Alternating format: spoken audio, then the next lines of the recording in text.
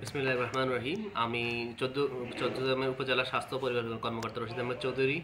আমি আমার উপজেলাবাসীকে একটা মেসেজ দিতে চাচ্ছি, সেটা হচ্ছে যে আমাদের উপজেলা স্বাস্থ্য কমপ্লেক্সে সাপের কামড়ের যে ঔষধ অ্যান্টিভেনম সেটা মজুদ আছে। আপনারা যদি কাউকে সাপের কামড় দেয় তাহলে আপনারা বিভ্রান্ত হবেন না, অন্য কারো দ্বারা প্রতারিত হয়ে কোনো ওঝা বা ঝাড়ফুঁক করবেন না। সরাসরি আমাদের এখানে আসবেন স্বাস্থ্য কমপ্লেক্সে। আমরা প্রয়োজন বোধে আপনাকে যদি প্রয়োজন হয় তাহলে আমরা অ্যান্টিভেনম দিয়ে চিকিৎসা দেবো ইনশাল্লাহ। এবং আপনারা এই অ্যান্টিভেনম যদি দেয়া হয় তা এটা অনেক ক্ষেত্রে আমাদের লাইফ সেভিং একটা মেডিসিন।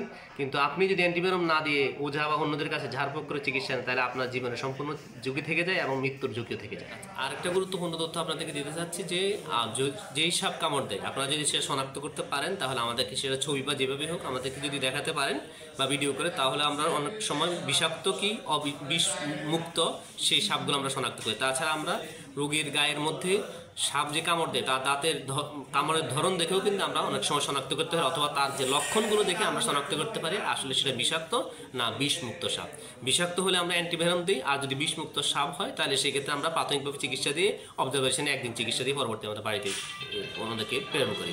সেই জন্য আপনারা যদি পারেন সাপটাকে ছবি বা ভিডিও করে আমাদেরকে শনাক্ত করাতে সহযোগিতা করবেন।